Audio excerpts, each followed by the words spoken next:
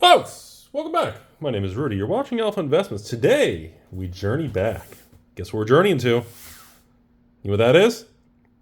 It's the brand new product known as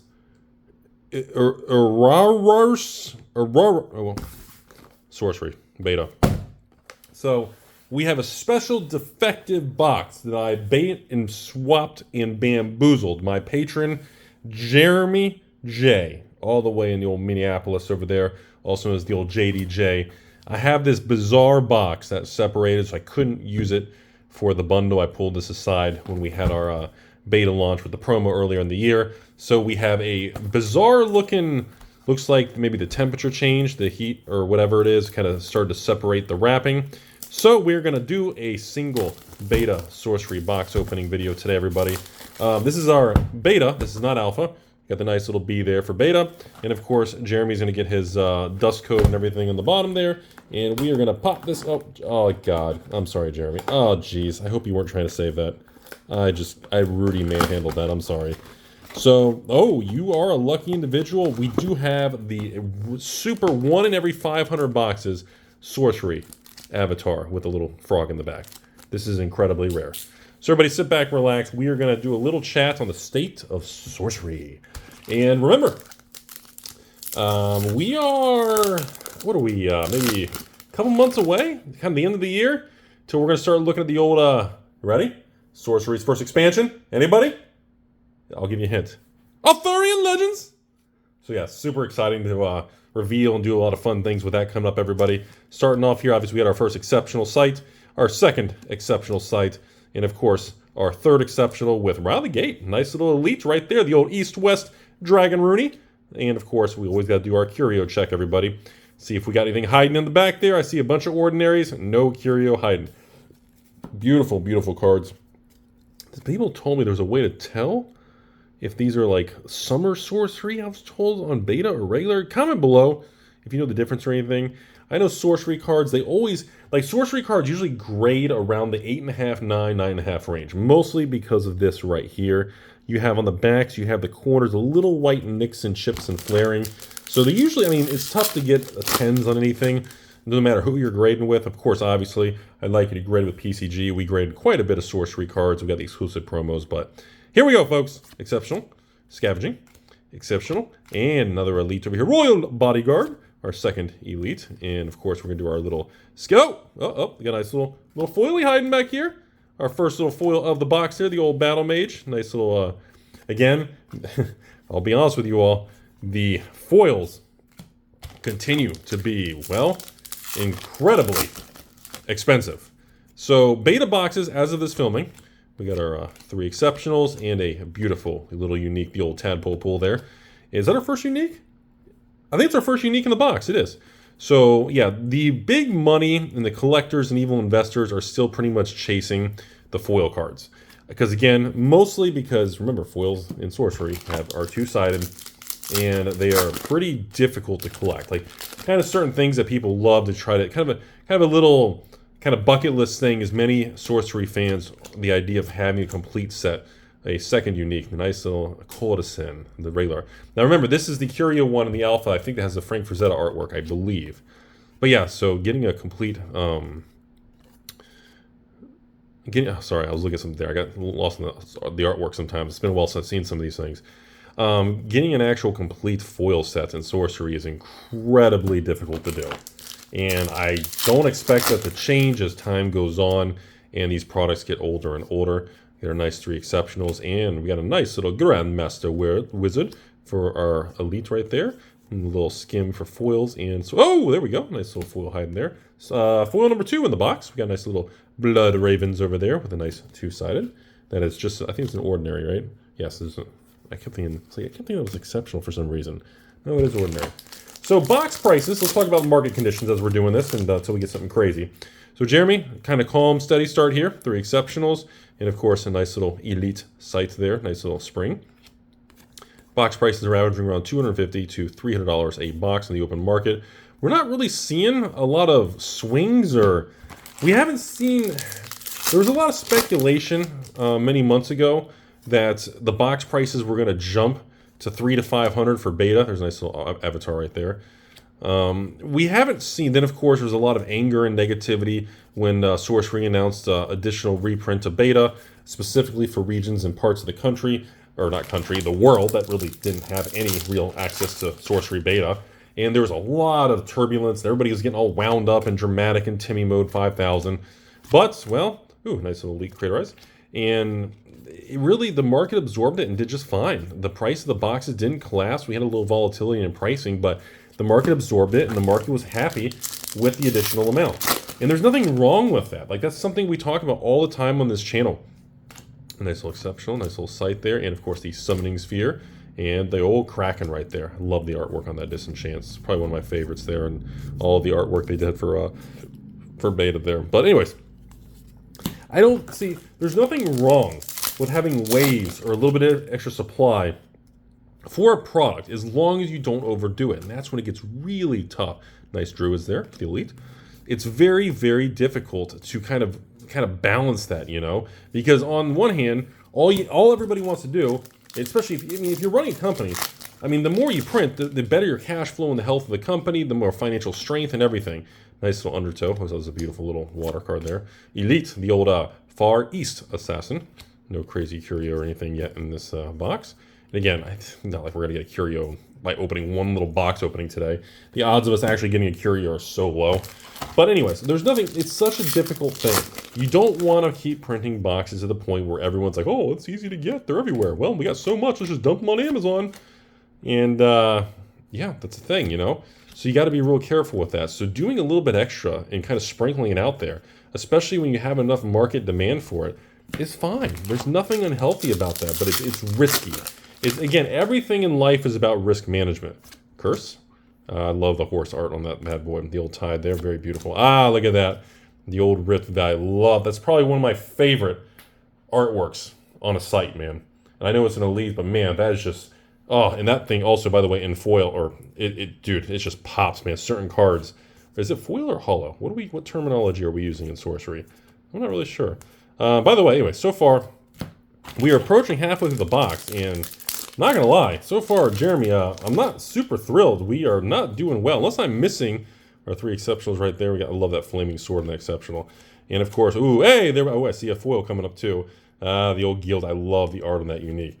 I was like, dude, we have not had a good box with the foils, man.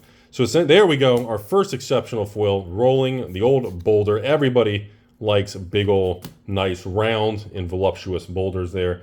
Again, the value, when you want to talk financial things, okay, not playability, nothing like that, just straight financial value. The boxes and the success or failure of a box opening, if you're just enjoying the cards and collecting Sorcery, is going to be directly correlated to your foil pull rate, okay? The Siren's one of my favorite. Nice little, it's exceptional, right? Or is that you? Yeah, exceptional. It's one of my favorite pieces are, but again, all the value, there's our unique little Ultimate Horror, is all going to be in the, obviously, the flashy slot there. And that's where they swings the numbers big time. Sorcery has done an incredible job with the secondary market and managing it, not overdoing it. And people love the actual hollows in the chase. And, you know, some people claim they just like them because of how beautiful the cards look. Some people like the idea that they're two-sided, and it actually kind of makes the card more unique. It's, you know, ooh, Sunken Treasure. It's the first time we've seen that in the video. We got a Portal and the Squirming Mast for the nice little elite. And, of course, Dispel. Let's kind of go through our little comments back here. Make sure we don't have any little foils or anything hiding in this. So I think moving forward, I think the prices of everything is pretty stable where they are. The market's kind of made up its mind. Ooh, there we go. A nice little potion. That's our first potion of the video there. Everybody loves potions. Potions are such a, like a... Oh, there we go. There we go, everybody. Oh, baby, yes. There we go. Gorgeous, gorgeous, exceptional sight. See, the sights in the nice little... Certain cards just almost look 3D. They are beautiful, man. Certain ones just pop. That's our first... No, that's our second exceptional. I was like, wait a minute. The other one was an ordinary? So still, no elites or uniques yet in the old Cone of Flame. Very cool. I always thought it was a nice little flavor feel when certain cards have that kind of splash damage kind of thing. I always like that. Earthquake for the elite. And anyways, back to the pricing. I just want to say I don't think... Oh, there we go. There we go, everybody. I don't think we see much more price swings until the future comes here. We got a nice portal for our next exceptional foil there. Beautiful, beautiful waypoint portal. All right, so we're at 5 hollows and 5 foils, and we are officially halfway through the box of Beta Sorcery. Not bad, not bad. So obviously no no elites or uniques yet, but we're getting there, folks. 3 exceptionals. We got the old, I love that crossbow. Sometimes the simple artwork, and again, anybody recognize that name? Miss Melissa, anybody? Sometimes the simplest art, it's just so classy looking, you know? The old Flame Wave, another one of these splash damage, directional type damage cards. Ordinary, ordinary. Let's kind of creep through here. I feel like I'm in like a Bob Ross video today. Today we're gonna go through the sorcery cards, and we're gonna have a good time. Now don't tell anybody about my good time. We're just gonna enjoy ourselves, the art. We got the Shield Maidens, we got some beautiful unicorns, we got a nice iceberg, and of course a beautiful chimera. A nice beast with the multi-heads there to make you feel good. And we're gonna look in the back here to see if we find any nice little hidey holes over here. Look for any little hollows, or we're gonna go back here, look for any curios, and we're gonna enjoy the journey. We're gonna enjoy the process, and we're gonna believe that in the end everything's gonna work out great. How's that? Did I do a good job, everybody? That was a nice little calm thing, you know? Shield wall. The Death Speaker. Nice little avatar pull there. But that's kind of my attitude. I think right now the market has pretty made up its mind on the cards that are desirable and valuable, and the market has kind of decided kind of where the price is, kind of the equilibrium, because we don't really have a lot. There's not really a supply dump or anything coming. Ah, whoa, self-portrait of Rudy. And ooh, look at that, another little potion. We got another little mix there. Okay, second potion in the box. So because of that, I think today's prices are going to be kind of, well, kind of where it is. I don't think we're going to see other further price swings until we actually get more interactions, and of course still Arthurian Legends comes to market, and we actually see what impact it has on the actual. Is there really, can I say like the meta, or like is there some sort of net decking, anything going on with sorcery yet? Possible, you know. Ooh, bull demons with the old elite over there, and the old beautiful Miss Female Muse there, and scrolling through here we get ooh, there we go, folks, ladies and gentlemen. One of my favorite pieces of art, the beautiful, beautiful globe. Our first, is that our first elite? I think it's our first elite foil there. Absolutely stunningly gorgeous card there for foil number 6. I think you're supposed to average 8 foils a box, right? Or am I just bamboozling, making stuff up on the spot? All right, Blaze. We got the old Bridge Troller Rooney, the Cyclops, and a beautiful Wrath of the Sea. Coming in with our, just kind of scroll for some, ooh, hey, there you go. One of the iconic pieces of art over here, a beautiful, ordinary little sleep. See, it's just says certain cards, the way the lighting and the foiling and that hollow effect hits, and certain color palettes just almost give it a gorgeous 3D look, where it doesn't take away from the art, it almost complements it. And that's how you know that the layer of the actual foiling on top is worth it, is when it actually adds to the art. The rickety ride. I always love that. I don't know why that makes me. Hey, the Adept. Okay, nice little doppelganger action going on. So I always thought certain things. It's the little things, you know, everybody. It's the little things. And I think that's what really makes. I think it's what makes sorcery kind of unique, and that's what lures people in to some of the little cards and the lore, and kind of connects people. A nice little oasis there. The old cone of Rudy's giant flame. They got Geyser in the bathroom, and of course the giant evil angler fish that lurks under your bedroom when Rudy's looking out the window. All right, and we're scrolling back through here. I don't think we have anything else crazy in there. We do not. So I'm very, I guess I have anxiety, and I'm curious, and I'm excited all at the same time, just like this frogman, just like the slumbering giantess, that beautiful lady there. And of course, our Infernal Legion. And pretty cool little elite little undead there. Until we really, I want to see what happens when we finally get a first expansion. And because there's so much writing on Arthurian Legends, you know? There's so, it's the first major expansion. How does it complement beta? What does it do to the market? Do more people join? Ooh, beautiful crown there for a nice unique. What does it do to the price of everything? How does it shift things, you know? That's really what things come down to. Because we don't really know. We don't have any data. There's no history to know in Sorcery how releases are going to impact previous releases, or card values, or the actual demand, or the player base. These are all things that we're all waiting to find out. Fiend, and a beautiful Pact with the Devil. Nice little dark evil card there. And of course, it's been a little while since we've had a foil. No foil still. Okay. We're at seven foils. 7 hollows? Okay. So there was originally a lot of speculation that when they announced some of the reprint and changes of Sorcery that we were going to experience a huge crash, nice little battle mage, with the beta prices when everybody was upset. They said they were making more of them. That didn't happen because, well, in my opinion, when they made more Sorcery beta for the world, well, it wasn't a print run. They didn't reprint 100,000 boxes. And, they didn't collapse the market, and they did an amount they felt was needed, but they didn't overdo it, even though I'm sure they could have easily done it. Nice Monster Hunter. Hey, look at that, a bottomless pit. I love, me, it's like Magic the Gathering. I love land-related things, and in Sorcery, they're sites, The sites are like the lands and the specialty lands. That's always my favorite thing, But I think that was the key. The key to all this stuff is when you start experiencing success, and you start experiencing an uptick in demand, and you got distributors blowing up your phone. We can take another 50,000 boxes. Come on, print. We can move so much product. Ooh, nice little belfry. You have to be very, very careful, because if you listen to that, hey, finally a hollow over here. Unfortunately, it is just an ordinary little, the old crabs. I do think it's kind of a playful piece of art, though, even though it is just kind of crabs. Those are the most dangerous times, So many companies over years, whenever things go well, that vampire, I don't know what it is. I like her. I would take her to Taco Bell. Seriously, I won't even split the check with her. I would cover the bill for her. Something about her, she's doing it for me. But it's just, you got to be real careful. Wow, Avatar heavy box, everybody. That's 3 or 4 Avatar.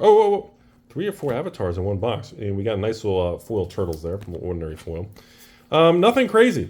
So literally, so far, we've only got 3 packs left. We just have 1 elite, right? Yeah, we just have 1 elite. I was like, dang, really? So wait, do we have no uniques? Did we not get any unique?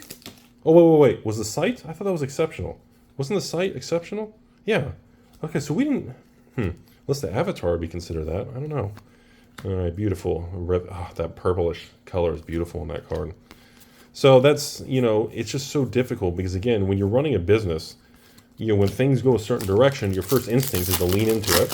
And when you got people blowing up your emails and saying, I want boxes, everything's expensive, and, your instinct is to, behave a certain way. Hey, the Witherwing Hero, the non-Rudy promo, just the normal version.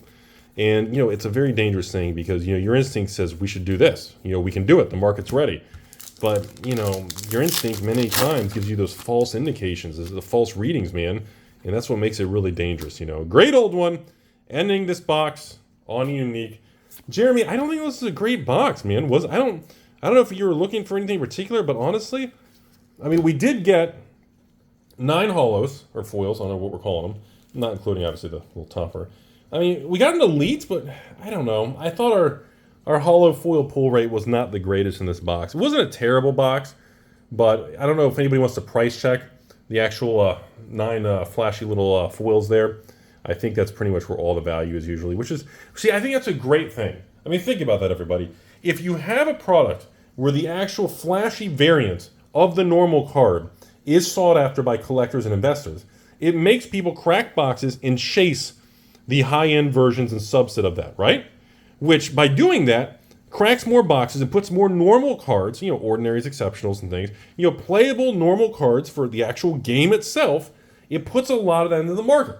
That was the old theory with like Wizards of the Coast back in the day. By putting, inventions and lottery cards, it would create a subset of chase by making the playable cards not skyrocket to keep things within reason and normal ranges for the players who want to build decks and enjoy Sorcery.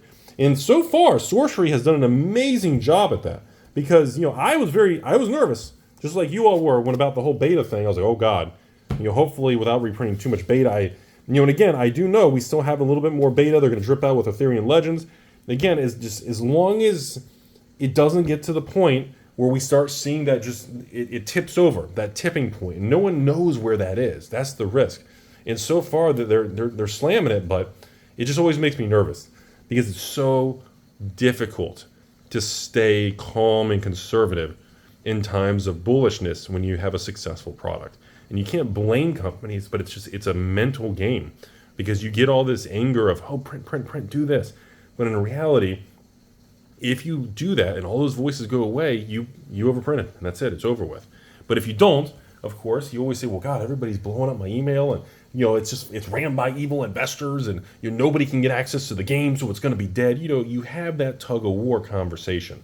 So it's very challenging, and I'm not sure if the general public even fully understands the level of challenge that's required to kind of balance that kind of thing. So far, Sorcery, just want to end the video here with Arthurian Legends, like I said, coming later this year. And like I said, we are doing the Arthurian Legends, Alpha Investments. We're going to do the PCG exclusive slabs again. It will be promo number 3 in the Epic series that we are doing. And I know the excitement and the amount of you all who blow up my emails asking about that. No, I'm not going to tell you what the promo is. No, I'm not going to give you any hints. No, I'm not going to give you anything. Eric and his team and Simon, they've got all that covered. And I trust the judgment. They are going to take care of it. My job is to, when we get the promo, everything, go through it, get everything graded, slabbed securely, make sure everything is accurately done, and then prepare to everything to make sure that when everything shows up later this year, we can get that assembly line fired up, get 5-6 people involved, get this thing pumping, and get everything packed up so we can get this product, distributed all over the United States and the world. And that is the key component. It's not difficult to sell the product, but it takes a lot of work and time and balance to make sure we are able to spread the product around. That is the key. It's the awareness. We need to the eyeballs. Sorcery is a beautiful thing. It's like, we know Magic, we know Pokemon, we know Weiss, we know Yu-Gi-Oh, we know Flesh and Blood, we know all these other brands, but Sorcery is still a very small brand that most people have never heard of. And that is just a fact of it, And at the end of the day, if we do, 2,500 bundles and promotional kits, every one of those that goes out, when somebody gets it, the average person who gets a Rudy promotional bundle and they open it, show the slabbed card from PCG and it's exclusive and beautiful and everything, and they get the boxes and they look at it and look at the playmat, they're going to show between 2 to maybe 6 to 8 people. Okay, so if we get that to 2,000 plus people, that's exposing to literally 5, 10, 20,000 people, not including the videos. And that, ladies and gentlemen, is the key to all this stuff. I mean, we could easily run a sale of Arthurian Legends, say, oh, the limit's 10. And, it'll blow out. But the problem is, what if, we only get, 300 people who buy 10 each and, we blow it out? That's not the same impact. The key is we got to spread that awareness, and that is the core component of everything. And I think Sorcery with Arthurian Legends is going to be that huge moment. I know their third set and everything coming way in the future is obviously people are always curious how that's going to happen. But right now, the most important component is we need to get the first expansion, see how it kind of meshes, what impact it has on the actual core set of the beta cards. We need to see how an actual expansion impacts the player base, the actual secondary market, and does that help the game get more people involved? That's the key to success, and that will dictate the value of, foil cards like this. See, people always say, Rudy, don't you think Sorcery foils are too expensive? Or wait, no, then another patron, hey Rudy, don't you think they're underpriced for how rare they are? I said, whoa. The only way we can assign a true value to chase cards and Sorcery is going to take time. And we need data to see how the market reacts, interacts, how expansions, how reprint policies, how print runs, and how things change, and then how the player base goes up or down. If the player base grows, a little versus a lot, that increases demand, which puts upward pressure on collectible versions of cards. If the player base is flat and stagnant, or goes down, or the prices start to kind of erode away and everybody gets real nervous and jittery and everybody wants to unload their positions in heavy bags, then you have a vacuum where money leaves the market, and then therefore the prices that you thought were a certain level today are not valid anymore. So the market has to determine where that balance is, and everybody now is guessing, okay? And the only way to get these true values is we need to give it some time to see where things go. And unfortunately, it's just too early, everybody. It's exciting. Yeah, the cards are fucking beautiful. No one's arguing that. Yeah, the game is fun to actually play. I know, it is an actual game. I don't know if anyone knows that. And yeah, that is a fact. But we don't know where that trajectory is going, that curve on the line. We don't know. Is it going to go parabolic? Is it going to be going crazy with player-based expansion? Is it going to be flat? Or are we just going to have a little uptick? These are things that will take time to discover. So, very exciting stuff. And I hope you guys enjoyed the little video here. We're going to have a little fun, little spoilers and reveal videos for Ethereum Legends coming up in the next few months as we approach the big release. And of course, we do have a Sorcery Alpha box opening. And I am going to try to add like a Sorcery box opening, like a beta or an alpha. You know, every time we do box opening signups and sheets with patrons, we're going to kind of once every 1 to 2 months, we're going to at least do a couple. So we want to keep that Sorcery box opening in the queue with the Pokemon Magic, you know, Weiss and Flesh and Blood and everything like that. So hope you all have a beautiful day. As always, remember folks, this channel is pretty much brought to you by you all. The only reason I'm here is because the viewers like you all and my amazing patrons who support me and allow me the time, the resources, and the ability to build and do all this stuff with you all. And that's it. Life's a beautiful thing. It's short. Make sure you're enjoying it, because regrets are a nasty thing, folks.